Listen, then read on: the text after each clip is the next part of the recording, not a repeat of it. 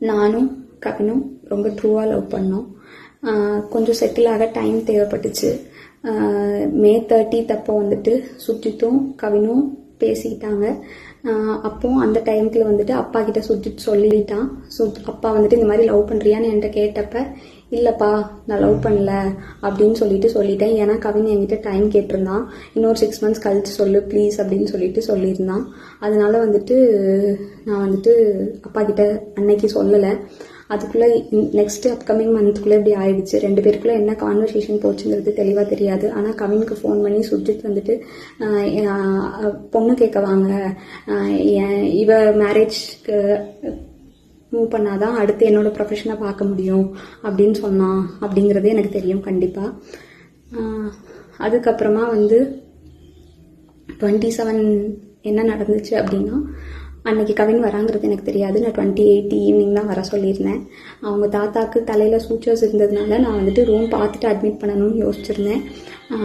அப்போ வந்துட்டு ஆஃப்டர்நூன் மங்கம்மாள் சாலைக்கிட்ட வந்து நின்றுட்டு தான் எனக்கு வந்துட்டு தெரியவே செய்யும் அவங்க வந்திருக்காங்கன்னு சொல்லிட்டு. ஸோ டேரெக்டாக நான் அங்கே ஐபிக்கு கூட்டிகிட்டு போயிட்டு கவின் உள்ளே வந்தான். பட் அவங்க அம்மாக்கிட்டேயும் மாமாக்கிட்டேயும் மட்டும்தான் நான் பேசிகிட்டு இருந்தேன். பேசிட்டே அப்படியே கவின் வெளியே போயிட்டான். அங்கேருந்து கிளம்புறப்பந்தான் அவங்க அம்மாவும் கிளம்புறப்பந்தான் கவின் எங்கே அப்படிங்கிறதே நாங்கள் யோசித்தோம். நான் ட்ரீட்மெண்ட் ப்ரொசீஜர்ஸ்லாம் எக்ஸ்பிளைன் பண்ணிகிட்டு இருந்தேன். அப்போ யோசிச்சுட்டு நான் வந்துட்டு சொன்னேன்.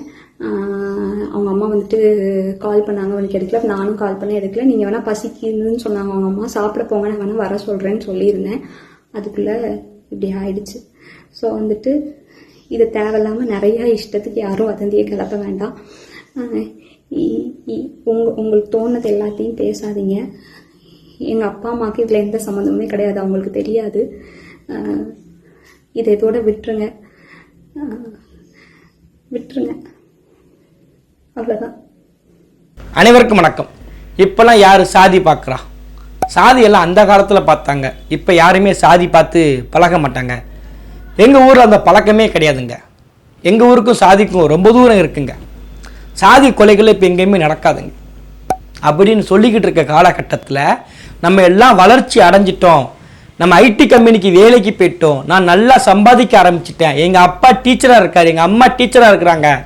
இது எல்லாம் தாண்டியும் நீ பொருளாதாரத்தை முன்னேறியிருந்தாலும் கூட இங்கே எது பிரச்சனையாக இருக்குன்னு பார்த்துக்கிட்டிங்கன்னா, சாதி என்கின்ற ஒரு சாக்கடை தொடர்ச்சியாக பிரச்சனையாக இருக்குது. அப்படி சாதி என்கின்ற சாக்கடையால் கவின் செல்வகணேசன் என்கின்ற ஒரு ஐடி கம்பெனி ஊழியர் திருநெல்வேலி மாவட்டத்தில் பட்டப்பகலில் கொலை செய்யப்படுறார். ஆணவ கொலை. யார் இந்த கவின் செல்வகணேசன்? எதற்காண்டி கொலை செய்யப்பட்டார்? இப்போ அந்த வழக்கினுடைய நிலவரம் என்ன? அஜித்குமாருக்காக இங்கே நிறைய பேர் பேசணும், ஆனால் கவின் செல்வகணேசுக்காக குறிப்பிட்ட பேர் மட்டும் தான் இங்கே பேசுகிறாங்க. அஜித்குமாருக்காக குரல் கொடுக்காதவங்க கவின் செல்வகணேசுக்காக நீங்கள் ஏன் குரல் கொடுக்குறீங்க? இதெல்லாம் ரொம்ப தப்பு என்கின்ற பல கேள்விகள் சமூக ஊடகங்களில் தொடர்ச்சியாக இருக்குது. அப்போ ஒட்டுமொத்தமாக கவின் செல்வகணேஷ் யார், எதற்காண்டி கொலை செய்யப்பட்டார், இந்த வழக்கினுடைய பின்னணி என்ன என்பதால் நம்ம இந்த காணொலியில் விலாவரியாக பார்க்க போகிறோம். இந்த கவின் செல்வகணேஷ் யாருன்னு பார்த்துக்கிட்டிங்கன்னா, தூத்துக்குடி மாவட்டம் ஏரல் பகுதியை சார்ந்த ஆறுமுக மங்கலம் என்கின்ற பகுதியை சார்ந்தவர் தான் சந்திரசேகர் தமிழ்ச்செல்வி என்கின்ற தம்பதியருக்கு மூத்த மகன் தான் கவின் செல்வகணேஷ். கவின் செல்வகணேஷுக்கு அடுத்ததாக ஒரு தம்பி ஒருத்தங்க இருக்கிறாங்க, பிரவீன் செல்கர். இந்த 2 பேரும், அதாவது கவின் செல்வகணேஷும் இந்த பிரவீன் 2 பேருமே சென்னையில் ஐடி கம்பெனியில் வேலை பார்க்குறாங்க. இந்த கவின் செல்வகணேஷுடைய அம்மா இருக்காங்கல்ல, அவங்க ஒரு படித்த ஆசிரியர். ஒட்டப்பிடாரத்தில் இருக்கக்கூடிய ஒரு பஞ்சாயத்து பள்ளிக்கூடத்தில் ஆசிரியராக பணிபுரிகிறாங்க. இந்த கவின் செல்வகணேசனுடைய அப்பாவை எடுத்துக்கிட்டிங்கன்னா ஒரு விவசாயி. அது மட்டும் கிடையாதுங்க, ஒரு அரசியல் பின்புலம் கொண்ட ஒருத்தர். அங்கே ஊரில் இருக்கக்கூடிய மக்களுக்கு எல்லாருக்கும் ரொம்ப தெரிஞ்சவர். எதனாலனா இந்த கவின் செல்வகணேசனுடைய தந்தை சந்திரசேகர் இருக்கார்ல, அவருடைய அப்பா யார், கவின் செல்வகணேசனுடைய தாத்தா அவருடைய பகுதியில் தொடர்ச்சியாக 30 ஆண்டுகளாக ஊராட்சி மன்ற தலைவராக இருக்கிறாங்க. விவசாய தலைவராக 20 ஆண்டுகளாக இருக்கிறாங்க. அப்போ அப்படி இருக்கும்போது இந்த குடும்பம் அந்த ஊரில் ஓரளவுக்கு மதிக்கத்தக்க குடும்பமாக தான் இருக்கும். காரணம், ஊராட்சி மன்ற தலைவராக இருக்கிறாங்க. இந்த பையன் கவின் செல்வகணேசன் இருக்காங்கல்ல, அவங்க பிஇ இன்ஜினியரிங் முடித்து கோல்டு மெடலிஸ்ட் வாங்கி ஐடி கம்பெனியில் மாதத்திற்கு 1 லட்சம் ரூபாய்க்கு அதிகமாக சம்பளம் வேலை பார்க்கக்கூடிய ஒருத்தர் தான் இந்த கவின் செல்வகணேஷ். பொருளாதார ரீதியாகவும் வசதியாகவும் வாழ்ந்த குடும்பம் தான் இந்த கவின் செல்வகணேஷ். ஆனால் அவர் ஒரு தப்பு பண்ணியிருக்கார். என்ன தப்பு பண்ணாங்கன்னா, மனிதர்களே இது வரைக்கும் யாரும் செய்யாத தப்பு அவர் ஒன்று பண்ணிட்டார். என்ன செய்யார்னா, காதல் பண்ணிட்டார். யாரை காதல் பண்ணுறாருன்னு பார்த்துக்கிட்டிங்கன்னா, சுபாஷினி என்கின்ற பெண்ணை காதல் பண்ணுறார். யார் இந்த சுபாஷினி? சுபாஷினி யாருன்னு பார்த்துக்கிட்டிங்கன்னா, சரவணன் கிருஷ்ணகுமார் என்கின்ற தம்பதியருக்கு மூத்த மகளாக பிறக்கிறாங்க. அது மட்டும் இல்லை, சுபாஷினிக்கு ஒரு தம்பி ஒருத்தங்க இருக்கிறாங்க. அவருடைய பேர் என்ன பார்த்துக்கிட்டிங்கன்னா சுர்ஜித். சுபாஷினியுடைய தந்தை இருக்கிறாங்க சரவணன், அவர் ஒரு காவல்துறை அதிகாரியாக இருக்கிறாங்க. ராஜாபாளத்தில் இருக்கக்கூடிய SSI இருக்கிறாங்க. இன்னொரு பக்கத்தில் அவரோட அம்மா இருக்காங்களா கிருஷ்ணகுமாரி, அந்த அம்மாவும் மணிமுத்தாறு சார்ந்த காவல்துறை அதிகாரியாக பணிபுரிஞ்சுக்கிட்டு இருக்கிறாங்க. அப்போ அப்படி இருக்கும்போது ஒரு பக்கத்தில் கவின் செல்வகணேசனுடைய குடும்பமும் படித்த குடும்பம் தான். அவங்க அம்மாவும் டீச்சரு, அவங்க அப்பா விவசாயம் இருக்கிறாங்க. கவின் செல்வகணேசன் இன்ஜினியரிங் முடிச்சிருக்காரு, ஐடியில் வேலை பார்க்குறாரு. அவரோட தம்பி பிரவீன் இன்ஜினியரிங் முடிச்சிருக்காரு, அவரும் ஐடியில் வேலை பார்க்குறாரு. இந்த பக்கத்தில் நீங்கள் எடுத்துக்கிட்டிங்கன்னா, சுபாஷினி ஒரு மருத்துவராக, ஒரு சித்த மருத்துவராக எங்கே வேலை பார்க்குறாங்கன்னு பார்த்துக்கிட்டிங்கன்னா, வேதா சித்த ஆயுதக்கின்ற மருத்துவமனையில் ஒரு டாக்டராக அவங்க இருக்கிறாங்க. அப்போ அவருடைய அம்மா அப்பா எடுத்துக்கிட்டிங்கனாலும் போலீஸ் அதிகாரி இருக்கிறாங்க. அப்போ இவங்கெல்லாம் படிச்சிருக்கிறாங்கன்னா, அவருடைய தம்பி சுர்ஜித் என்ன பண்ணியிருப்பாரு, கண்டிப்பாக முதல்ல ஒரு டிகிரி படித்து முடிச்சிருப்பாங்க. அப்போ ஒட்டுமொத்தமாக இங்கே எல்லாருமே ஒரு படித்த குடும்பமாக தான் இருக்குது. பொருளாதார ரீதியில் எடுத்துக்கிட்டாலுமே இந்த பக்கத்தில் கவின் செல்வகணேசனுடைய குடும்பமும் பொருளாதார ரீதியாக பெருசாக தான் இருக்குது. சரவணன் மற்றும் கிருஷ்ணகுமாரியுடைய குடும்பமும் பொருளாதார ரீதியாக பெருசாக தான் இருக்குது. ஆனால் இங்கே என்ன பிரச்சனை நடக்குன்னு பார்த்துக்கிட்டிங்கன்னா, கவின் செல்வகணேஷ் இந்த சுபாஷினியோடைய பழகிறது அவருடைய தம்பி சுர்ஜித்துக்கு பிடிக்கவே இல்லை. அதனால் என்ன பண்ணுறாங்க பார்த்துக்கிட்டிங்கன்னா, அந்த கவின் செல்வகணேஷை கூப்பிட்டு வச்சு கொலை செய்கிறாரு பட்ட பகலில். எப்படி இந்த கொலை நடந்தது? சென்னையில் வேலை பார்க்குறாரு கவின் செல்வகணேஷ். கிட்டத்தட்ட 12ஆம் முடித்து இன்ஜினியரிங் முடித்து வேலை பார்த்துக்கிட்டு இருக்கார். அப்போ அவருடைய ஏஜ் இப்போ பார்த்துக்கிட்டிங்கன்னா 27 வயசு நடந்துக்கிட்டு இருக்கு. அப்போ அவர் 12th படித்ததுலேருந்து இப்போ காலேஜ் படித்து வேலைக்கு போகிறத கம்பேர் பண்ணி பார்க்கும்போது சராசரியாக 8 ஆண்டுகளாவது கடந்திருக்கும். அப்போ 8 ஆண்டுகள் கடந்திருக்குன்னா, அப்போ சுபாஷினியும் கவின் செல்வகணேஷும் பழகின ஆண்டுகள் சராசரியாக காலேஜ், அதாவது பள்ளிக்கூடம் முடித்ததுலேருந்து எடுத்துக்கிட்டிங்கன்னா 8 வருடமாவது குறைஞ்சது இருக்கும். அப்போ அதுக்கு முன்னக்கூட்டி ஸ்கூல் பழக்கம் வர ஒன்று இருக்குது. அப்போ கிட்டத்தட்ட 10 வருஷத்துக்கு மேற்பட்டு குறையாமல் இவங்க 2 பேரும் இருக்க வாய்ப்பே கிடையாது. அப்போ அப்படி இருக்கும்போது என்னுடைய அக்காவை நீங்கள் எப்படி பார்ப்பீங்க? என் அக்கா கூட நீங்கள் எப்படி பழகுவீங்க? எங்கள் அக்கா கூட பழகுறது எனக்கு பிடிக்கல, எங்கள் அம்மாவுக்கு பிடிக்கல, எங்கள் அப்பாவுக்கு பிடிக்கல, என் சொந்தக்காரங்களுக்கு பிடிக்கல, என் பக்கத்து வீட்டுக்காரனுக்கு பிடிக்கல, எங்கள் மாமாவுக்கு பிடிக்கல, எங்கள் அத்தைக்கு பிடிக்கல அப்படின்னு சொல்லி சுர்ஜித்துங்க தொடர்ச்சியாக கவின் செல்வகணேஷ்ட பேசியிருக்காரு. ஆனால் பாருங்கள், கவின் செல்வகணேஷத்தை பார்த்து கண்டுக்கிடவே இல்லை. கண்டுக்கிடவே இல்லாதனால என்ன பண்ணிட்டாரு, எங்கள் அம்மா அப்பா உங்ககிட்ட பேசணும்னு ஆசைப்பட்றாங்க, நீங்கள் எங்கள் வீட்டுக்கு வாங்கன்னு சொல்லி கூப்பிட்டு போய் அவருடைய வீட்டு வாசல் கேடிஸ் நகரில் வீட்டு வாசலில் கிட்டத்தட்ட மதிய நேரத்தில் 3 மணி இருக்கும்.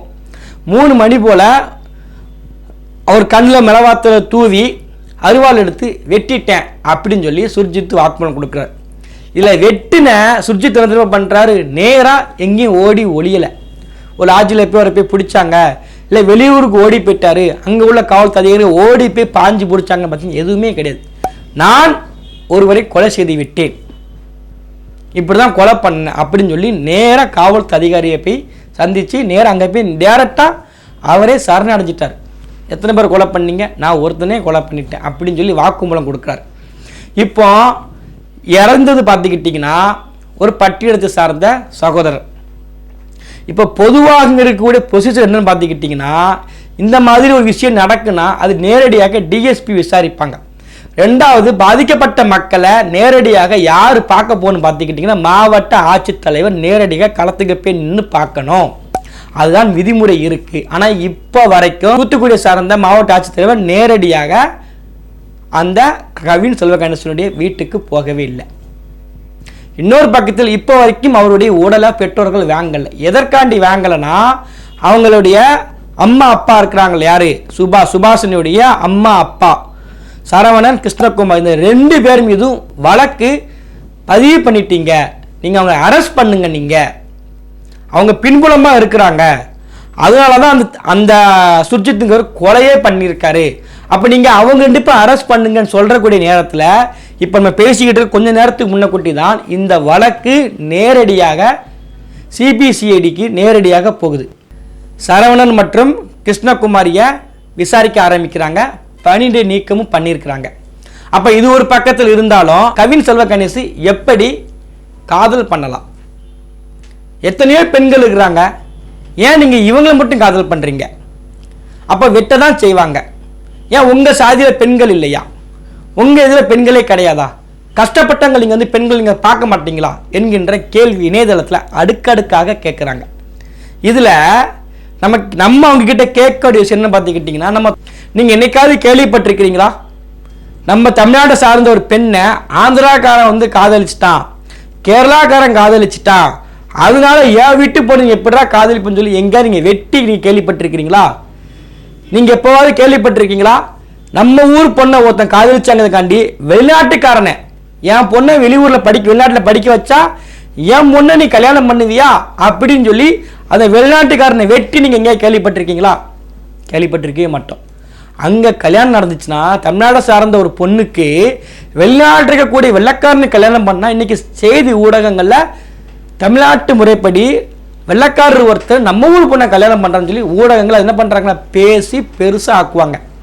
நம்ம என்ன பண்ணுவோம், வெள்ளைக்காரன் மாதிரி இருக்கான், அவன் பாருங்க நம்ம ஊர் பிள்ளைய கல்யாணம் பண்ணியிருக்காங்க அப்படின்னு சொல்லி அதை நம்ம மேய்ச்சி இழுத்து பேசுவோம். இங்கே என்ன பிரச்சனைனா, அது நம்ம ஊருக்கார ஒருத்தன் பண்ணாம்னா நீ எப்படி இவங்களை காதலிக்கலாம்? அது ஒரு பெண் தானே. இப்போ ஒருத்தன் காதலிக்கிறான்னா அவன் ஒரு மனுஷனை இல்லாமல், ஒரு மனிதர்கள் இல்லாமல் ஒரு நாயவோ இல்லை ஒரு மிருகத்தையோ இல்லை ஒரு மாட்டையோ ஒரு ஆட்டையோ காதலிச்சு அதுக்கோ உடலுறவு கொள்ள ஆசைப்பட்டிருந்தோம்னா அது தப்பு. அது தப்பு. எப்படி நீ ஆட்டை கல்யாணம் பண்ணி ஆட்டுக்குள்ள குடும்பம் நடத்த போற, இல்லை மாட்டை கல்யாணம் பண்ணி மாட்டுக்குள்ள குடும்பம் நடத்த போற அப்படின்னு சொன்னோம்னா அது உயிரினங்களுக்கு பிரச்சனை.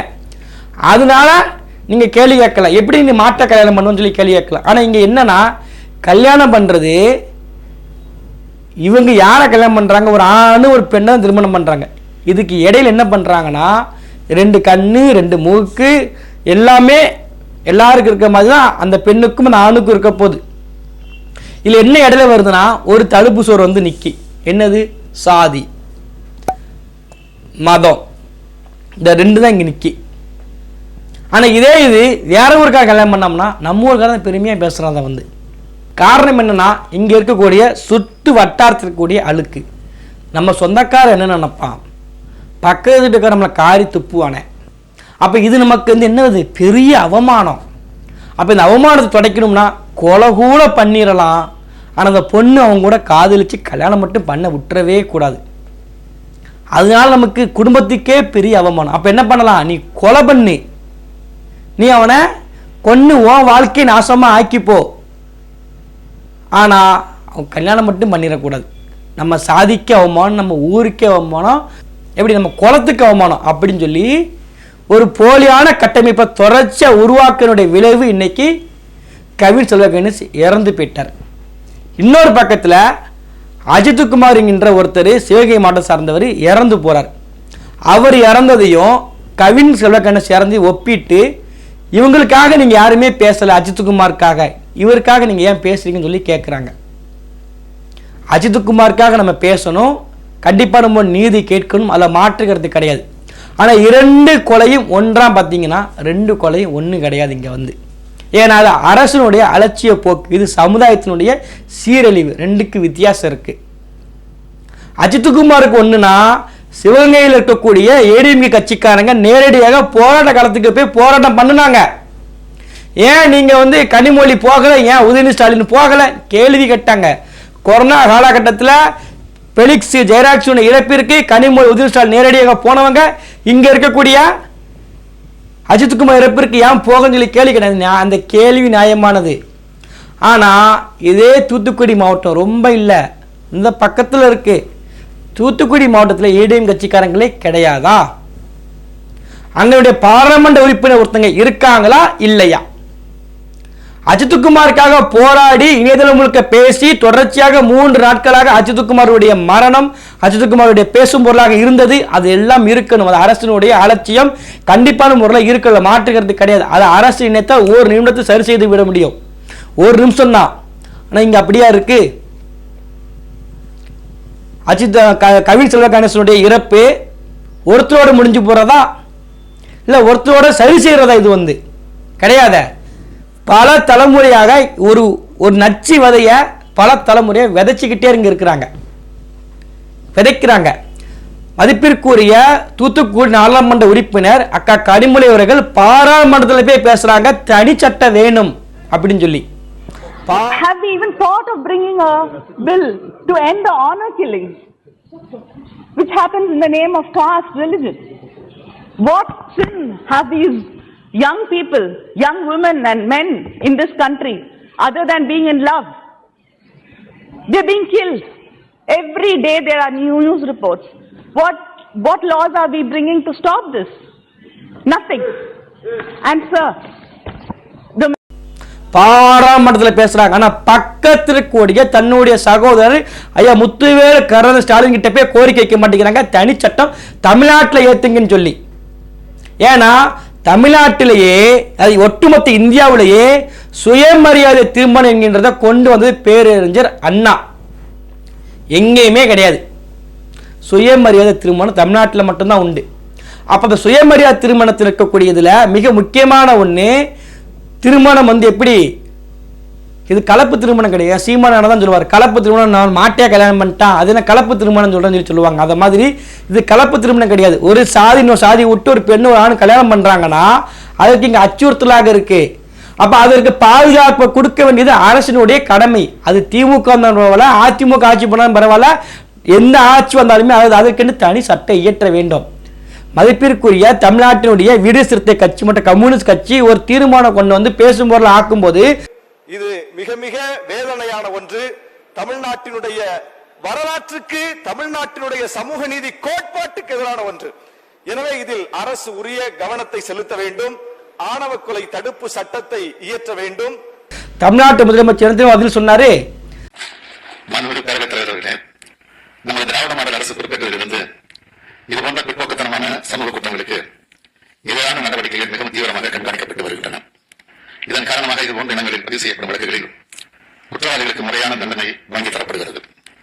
உறுப்பினர்கள் குறிப்பிட்டபடி இதற்கென ஒரு சிறப்பு சட்டத்தை கொண்டு வருவதை விட தற்போது இது போன்ற குற்றங்களுக்கு நடைமுறையில் உள்ள சட்டப்பிரிவுகள், குறிப்பாக வன்கொடுமை தடுப்பு சட்டம், இந்திய தண்டனை சட்டம், இந்திய குற்றவியல் நடைமுறை சட்டம் ஆகியவற்றின் அடிப்படையில் தீவிரமான வேகமான நடவடிக்கைகள் எடுத்து குற்றவாளிகள் சட்டத்தை முன் நிறுத்தப்படுவது சரியானது என்று இந்த அரசு கருதுகிறது. நான் முன்பு தெரிவித்தபடி இதுபோன்ற குற்றங்களில் வழக்குகளை முறையாக நடத்தி குற்றவாளிகளை சட்டத்தை முன்னிறுத்தி தண்டனை பெற்றுத் தருவது என்பது புதிய சட்டங்களை ஏற்றுவதை விட சரியானதாக இருக்கும் என்று இந்த அரசு கருதுகிறது. தனி சட்டம் தேவையில்லை. ஏற்கனவே ஐபிசி சட்டம், சிஆர்பிசி சட்டம் இருக்கும் போது ஆணவ கொலைக்கு என்று தனி சட்டம் தேவையில்லைன்னு சொல்லி தமிழ்நாட்டு முதலமைச்சர் சட்டமன்றத்தில் பேசுறார். அப்ப கனிமொழி அக்கா கிட்ட என்ன சொல்ல வரோம்னா, நீங்க பாராளுமன்றத்தில் பேசுனீங்கல்ல, உங்க பக்கத்தில் இருக்கக்கூடிய அண்ணங்கிட்ட இணைக்க இதை பத்தி சொல்லியிருக்கிறீங்களா? கவின் செல்வ கணேசுக்காக மாரி செல்வராஜ் எப்படி பேசலாம்? கவின் செல்வ கணேசுக்காக மாரி செல்வராஜ் ஒருவேளை பேசாம விட்டாலும் இதே ஊடகங்கள் இல்லை இதே நெட்டிசன்கள் என்ன பண்ணுவாங்கன்னா, ஏன் கவின் செல்வ கணேசுக்காக நீங்க பேசன்னு சொல்லி கேட்பாங்க. அப்போ இங்க சில பேர் பேசுறதையே, நீ இதுக்கு பேசுனியா அதுக்கு பேசுனியா, இதுக்கு ஏன் நீ பேசல அதுக்கு ஏன் பேசல, நீ பேசினா சாதி முத்திரை குத்துவோம், இதுக்காக நீ பேசினா சாதி முத்திரை குத்த மாட்டோம், இதுக்காக நீ கேள்வி கேட்கல சாதி முத்திரை குத்துவோம், நீ இதை தான் பேசணுங்கிற திணிக்கிறதுக்கு பேரு தான் அடக்குமுறை. கவின் செல்வ கணேசுக்காக மாரி செல்வராஜ் பேசாம யாரு பேசுவான்? ஒட்டுமொத்த சமுதாயமுமே பேசணும். இன்னைக்கு இங்க யாரு கொதிச்சு எழுந்திருக்கா? எத்தனை கட்சி போராட்டத்தில் இறங்கி இருக்கு? நாளைக்கு விசிகா போராட்டம் பண்ண போற அறிவிச்சிருக்காங்க, வாழ்த்துக்கள். இதே மாதிரி எத்தனை கட்சி போராட்டம் பண்ண போறாங்க? அறிக்கை போட்டாச்சு, தகவல் கொடுத்தாச்சு, கண்ணறிக்கை போட்டாச்சு. சரி, களத்துக்கு நடிகர் விஜய் போய் நிற்பாரா? நேரடியாக அஜித்குமாருடைய வீட்டுக்கு போனார் விஜய். இந்த கவின் செல்வ கணேசன் வீட்டுக்கு போவாரா? ஆர்ப்பாட்டம் சென்னையில் நடத்துவாரா? 50,000 பேரை வச்சு செய்ய மாட்டாங்க. அதுதான் இங்க இருக்கக்கூடிய பிரச்சனை. ஏன் மாடு செல்வராஜ் பேசுறாருன்னா இங்க யாரும் பேச மாட்டாங்க, அவர் அதனால பேசுறாரு. அதுதான் இங்க பெரிய சிக்கல். தனி சட்டம் எதற்கு தேவை? முதலமைச்சர் கேட்கிறார்களா? தனி சட்டம் எதற்கு தேவை? பிசிஆர் ஆக்ட் இருக்கு, உமன்ஸ் இருக்காங்களா அவங்களுக்கு தனி ஆக்ட், டிவிசி ஆக்ட் இருக்கு, சில்ட்ரன்ஸ் இருக்காங்களா அவங்களுக்கு போக்சோ ஆக்ட் இருக்கு. சரி, அதை தாண்டி எஸ்சி எஸ்டி மக்கள் பாதிக்கப்படுறாங்களா அவங்களுக்கு தனி சட்டம் இருக்கு, அது போக ஐபிசி இருக்கு, அது போக சிஆர்பிசி இருக்கு. எத்தனையோ சட்டங்கள் இருக்கும்போது எதற்காக தனி சட்டம்? ஆணவ கொலைக்கு எதிராக தனி சட்டம் எதற்காக தேவைப்படுது? உங்களுக்கு ரொம்ப புரியுற மாதிரி ஒன்று சொல்கிறேன். இந்த அதுக்கு ஒரு சிலை, இந்த சிலையை அந்த பக்கம் ஒருத்தன் எடுத்துகிட்டு போயிட்டான்னு வச்சுக்கோங்களேன், அதுக்கு பேர் வந்து திருட்டு. அப்போ திருட்டு என்கின்ற ஒன்று இருக்கிறதுனால இங்கே நிறைய பொருள் அதுக்காக தண்டனை இருக்குது. திருட்டோம்னா நம்ம ஜெயில தூக்கி போட்டுருவாங்க. அப்போ போலீஸ் நம்ம விசாரிப்பாங்க. நம்ம திருடக்கூடாது, நம்ம திருடிடக்கூடாது, போலீஸ் விசாரிப்பாங்க, நம்ம ஜெயிலுக்கு போயிடுவோம், நம்ம வழக்கை சந்திப்போம். திருடக்கூடாதுங்கிறது எதற்காக இருக்குன்னா சட்டம் இருக்கப்ப இருக்கு. இங்கே பெரும்பாலான தவறுகள் தடுக்கப்படுவது எதனால் தடுக்கப்படுதுன்னா சட்டத்தினால் மட்டும்தான். அப்புறம் ஏன் கொலை நடக்கு?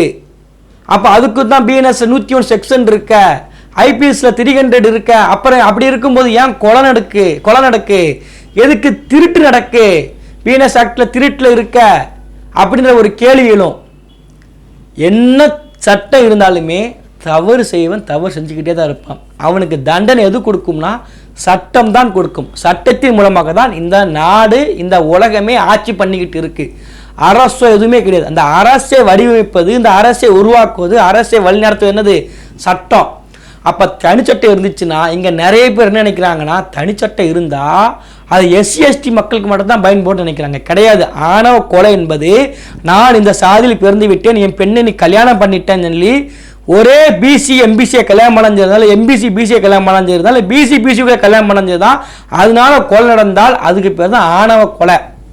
அது வெறுமனையா இங்கே நீங்கள் சொல்லக்கூடிய தாழ்த்தப்பட்ட மக்களுக்கோ பிற்படுத்தப்பட்ட மக்களுக்கு ஒடுக்கப்பட்ட மக்களுக்கு மட்டும் கிடையாது, அது அனைவருக்கும் பொருந்தும்.